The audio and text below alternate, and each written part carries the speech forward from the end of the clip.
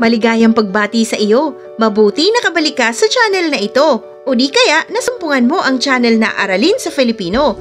Munting kahilingan sa iyo kaibigan. Huwag kalimutang i-like at mag-subscribe sa channel na ito para mas updated ka sa mga bago pang video na lalabas tungkol sa aralin mo sa Filipino. Ang nilalamang aralin sa video na ito ay pangunahin at pantulong na kaisipan. Sinasabing ang isang teksto ay nagtataglay ng mahahalaga at tiyak na detalye tungkol sa mga tao, bagay, lugar at pangyayari. Napalalawak natin ang paksa sa tulong ng mga ideyang sumusuporta rito upang maging mas malinaw at naiintindihan ang nais na ipahatid sa mga mambabasa. Tukuyin natin, ano nga ba ang pangunahing kaisipan? Ang pangunahing kaisipan ay tumutukoy sa diwa ng buong teksto. Ito ang nagbibigay ng pahiwatig tungkol saan ang pag-unawa sa talata. Ipinahahayag ito sa pamamagitan ng isang pangungusap na tuwirang natutukoy kung ano ang pag-uusapan sa buong talata. Kadalasan itong matatagpuan sa unang pangungusap.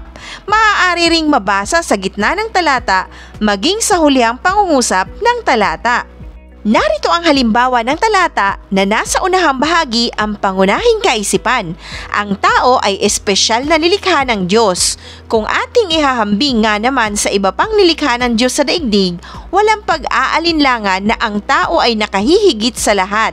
Ito rin ay mababatay sa antas ng pag-iisip ng utak. Masdan ang halimbawa na nasa iyong screen. Nasa gitnang bahagi naman ang pangunahing kaisipan. Bilang isang estudyante sa kolehiyo, kailangan mong matutong magsikap mag-isa dahil walang tutulong sa iyo kundi ang sarili mo. Ang buhay kolehiyo ay sadyang napakahirap. Kailangan mo rin talagang magsunog ng kilay para makakuha ng mataas na marka at ugaliing magbasa sa aralin na napag-aralan na at mapag-aaralan pa. Narito ang halimbawa ng talata na nasa hulihang bahagi ang pangunahing kaisipan. Siya ang nag-aaruga sa atin mula nang tayo ay isinilang hanggang sa paglaki. Siya rin ang humuhubog sa ating pagkatao para tayo ay maging mabuting anak. Pinag-aaral niya tayo para sa ating kinabukasan.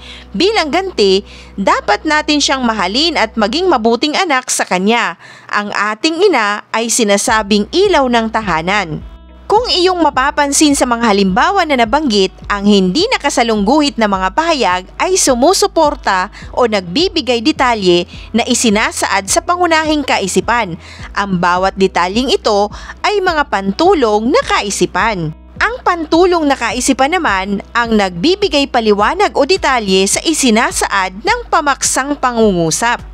Narito ang ilang paraan sa pagbibigay ng detalye sa pamaksang pangungusap. Una, gumamit ng impormasyon na maaaring mapatutuhanan. Narito ang halimbawa ng impormasyon na maaaring mapatutuhanan.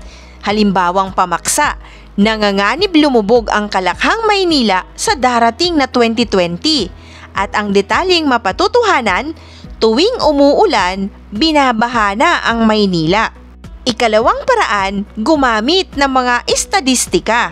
Narito ang halimbawa, ang ekonomiya ng bansa ay unti-unti nang bumubuti at ang pantulong natin dito ay sa nakaraang buwan umakyat ng 2.5 bahagdan ang gross domestic product ng ating bansa.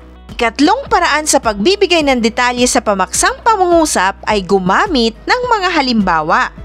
Halimbawang pamaksa, maraming kabataan ang nalululong sa iba't ibang bisyo at ang halimbawa ng pantulong, ang ilan sa mga ito'y paninigarilyo, pagsusugal at paggamit ng bawal na gamot.